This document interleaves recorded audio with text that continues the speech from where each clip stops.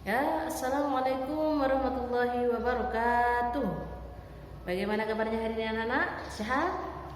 Ya, harapan Buhana mudah-mudahan anak-anak dalam keadaan sehat walafiat beserta kedua orang tua dan juga keluarga yang lainnya ya.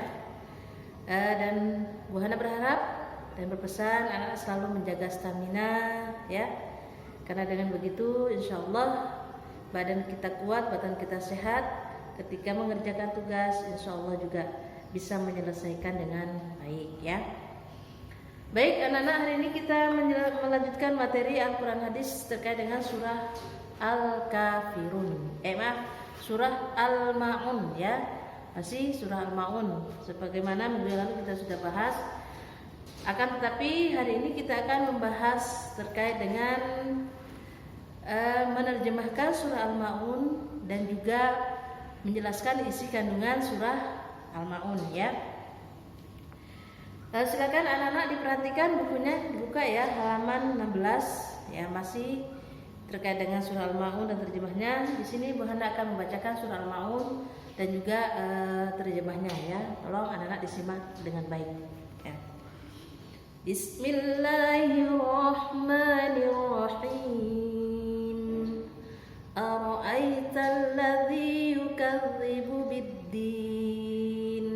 Artinya, tahukah kamu orang yang mendustakan agama? Kata Allah. Ini Allah bertanya, menanyakan, tahukah kamu siapakah orang yang mendustakan agama? Yaitu fadzalikal ladzi yad'ul yatim. Maka itulah orang yang menghardik anak yatim. Ya, wala yahuddu ala mu'amil miskin, dan tidak memberi dan tidak mendorong memberi makan orang miskin ya. Fawailul lil musallin, maka celakalah orang yang sholat. Yang sholatnya bagaimana? Dijawab di ayat 5, alladzina hum an sholatihim sahun, yaitu orang-orang yang lalai terhadap sholatnya ya. Alladzina hum yura'un,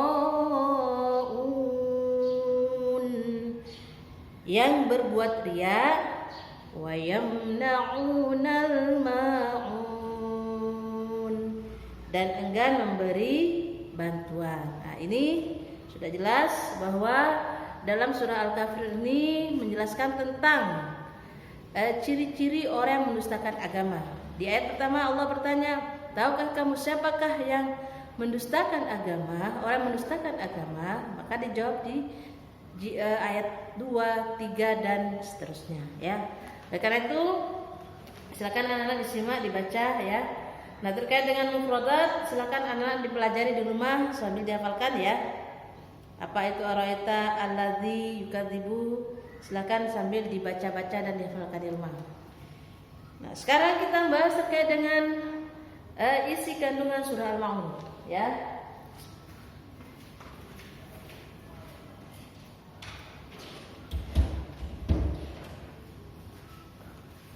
Baik, kita bahas terkait dengan isi kandungan surah Al-Ma'un ya. Jadi bahwasanya dalam surah Al-Ma'un itu menjelaskan tentang ciri-ciri orang yang mendustakan agama. Siapa saja ciri-ciri orang yang termasuk ciri-ciri orang yang mendustakan agama ya. Yang pertama adalah orang yang menghardik anak yatim. Nah ini, jadi kalau ada orang yang suka menghardik anak yatim, berarti dia menunjukkan termasuk orang termasuk atau tergolong ciri-ciri daripada orang yang mendustakan agama ya. Berarti perlu dipertanyakan, perlu dilakukan keagamaannya seperti apa ya.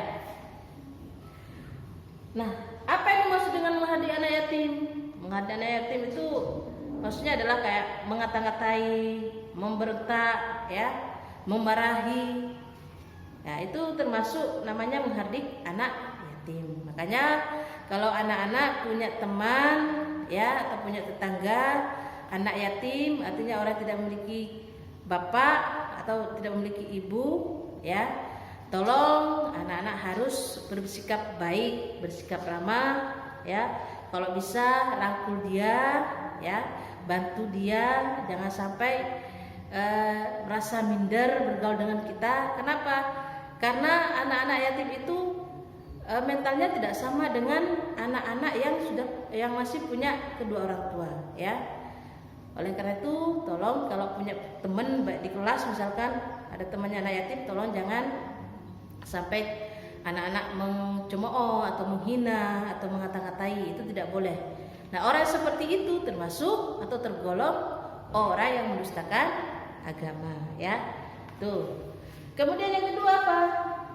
Di ayat ketiga dijelaskan wala yahuddu ala ta'amil miskin, ya, dan tidak mendorong memberi makan orang miskin. Artinya tidak mau menganjurkan memberikan makan kepada orang miskin. Kita tahu mungkin di sekitar kita banyak orang yang masih membutuhkan bantuan kita, ya.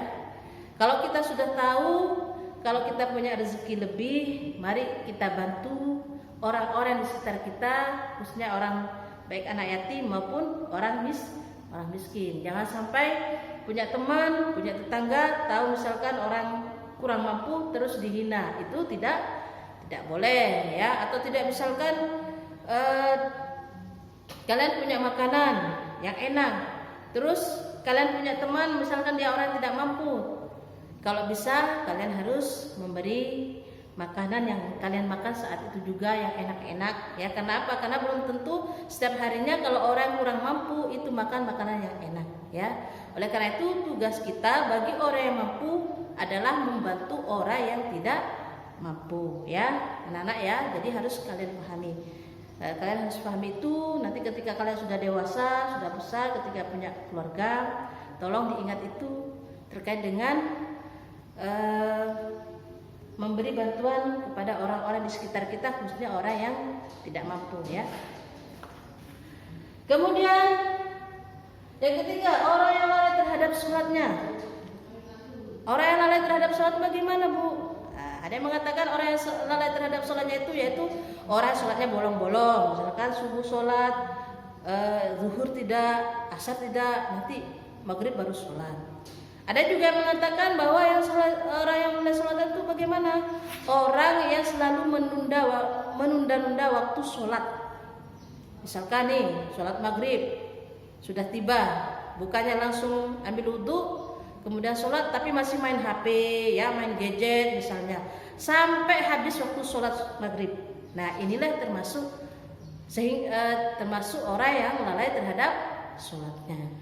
Ya, itu tidak boleh dalam agama Islam. Kenapa? Karena nanti di yaumil akhir amal ibadah yang pertama kali dihisab atau dihitung adalah amal ibadah sholat kita. Kalau sholat kita bagus, insya Allah amal-amal yang lain mengikuti. Tapi kalau sudah sholat kita tidak bagus, bolong-bolong, bahkan tidak pernah sholat, nah ini kita harus siap menerima balasan dari apa yang kita lakukan selama di dunia, khususnya tidak pernah sholat atau lalai terhadap sholatnya, ya. Seperti Bu Hana tadi bilang, lebih mendingan main HP daripada memperhatikan waktu sholat. Ketika mau sholat waktunya sudah habis sehingga tidak terlaksana sholat.